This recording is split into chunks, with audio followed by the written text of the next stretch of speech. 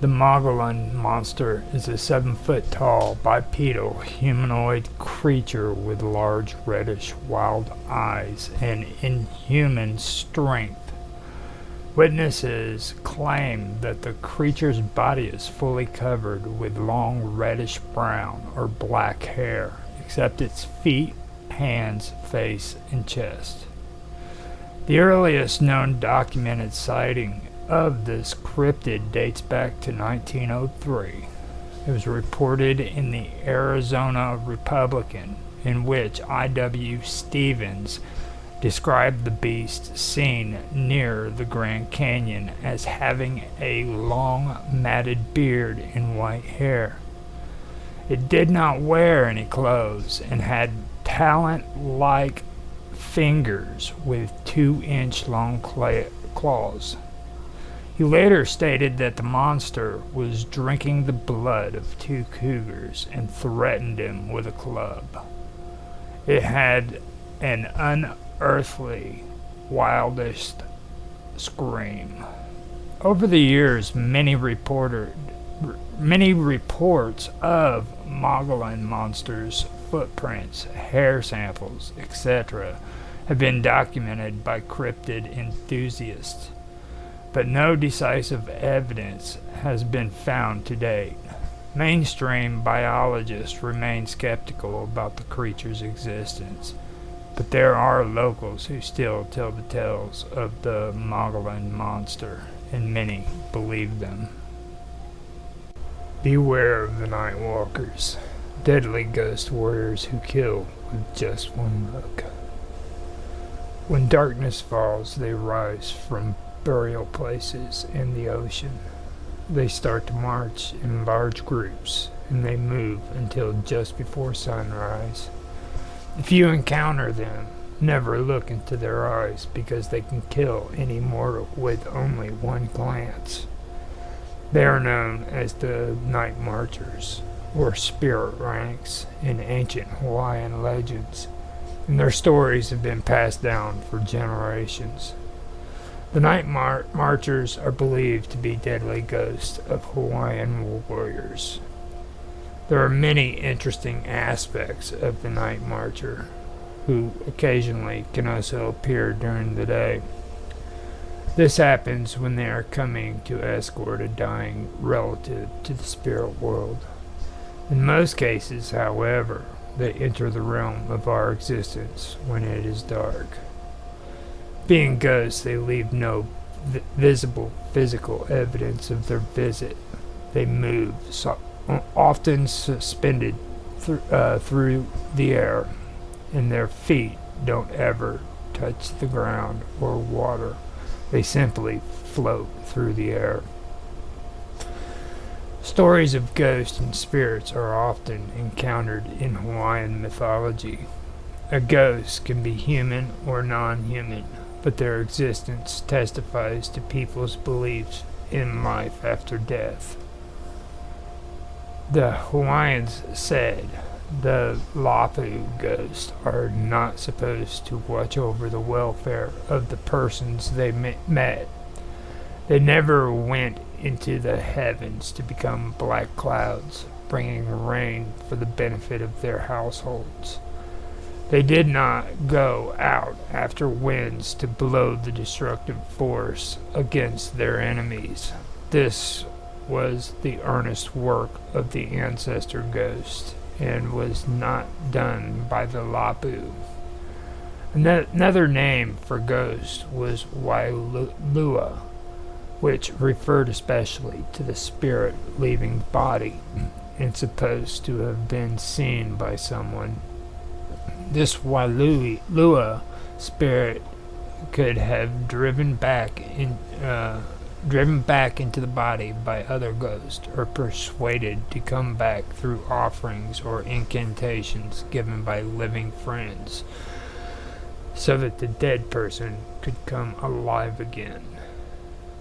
It was firmly believed that a person could endure many deaths, and that if anyone lost consciousness, he was dead, and that when life, even to this day, And even that, when life, even to this day, the Lapu comes at night. Their ghost drums the sacred chants, can be heard in their misty forms seen as they hover about the ruins of the oldest halas, or temples. All Hawaiians believe in the power of spirits to return to the scene they knew on earth in the form in which they appeared while they were alive. Especially is the true of the procession of gods and spirits who come on certain sacred nights to visit the sacred places or to welcome a dying relative and conduct him within Amaka world. Many people say they have seen or heard the chanting voices of the night marcher, who are always dressed as ancient chiefs or gods. It's possible to witness the march of these deadly ghost warriors on sacred nights of Ku, Lono, Kane, or Kanalua. Some of these horrible and frightening beings are deceased Koa warriors. It also happens that Hawaiian gods are present in some marches. In the procession is one of gods. The marchers move 5 abreast with 5 torches burning red between the ranks, and without music, save that of the voice raised in chant.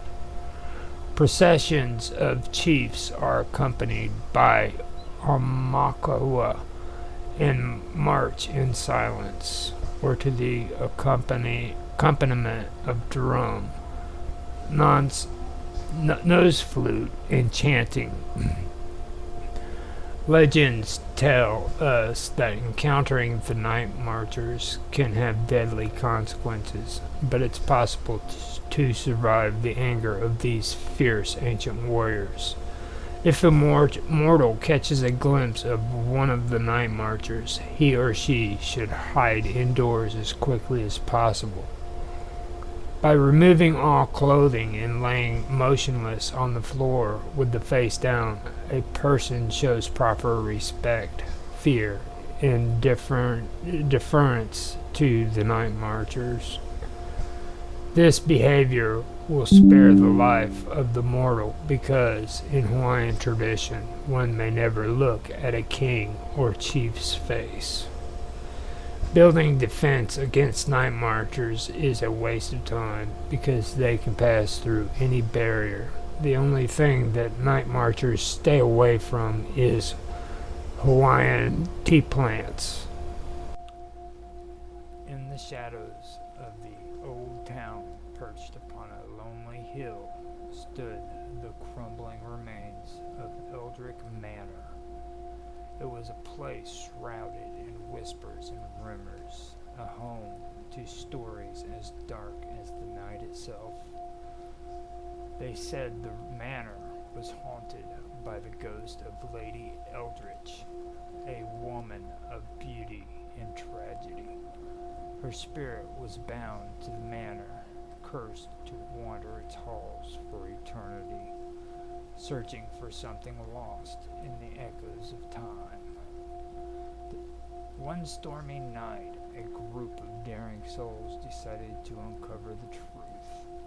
They were skeptics, each one seeking to dispel the myths that cling to the manor like cobwebs. As they entered the ground foyer, the air grew cold. The candles flickered with a life of their own. The group pressed on, their footsteps the only sound amidst the silence.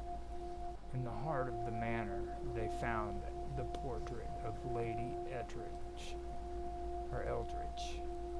her eyes seeming to follow them with a mournful gaze. It was then that the air shifted and a soft lament filled the room, a melody of sorrow and longing. The bravest of the group, a young man named Thomas, approached the portrait. He reached out, and as his fingers brushed the canvas, the room spun into darkness. When the lights returned, Thomas was gone. In his place stood Lady Eldridge, as real as any of them, her eyes brimming with tears. She spoke of her love, a soldier lost to war, and her heart, which had been stopped with the news of his death. The ghost of Lady Eldridge implored the group to help her find peace. She led them to a hidden chamber where a locket containing a strand of her loved's hair lay forgotten. With the locket in hand, Lady Eldridge's spirit was finally set free. She thanked the group with a smile that held the warmth of 1,000 suns and vanished into the ether. Thomas returned unharmed but forever changed. The group left Eldridge Manor, the truth of the ghost story now a part of their own. And so the tale of the Phantom of Eldridge Manor lives on, a reminder that sometimes things that haunt us are not malice or fear, but love and memories that refuse to fade. In the heart of the Illinois wilderness, there's a place where the shadows linger longer and the nights hold on to every whisper.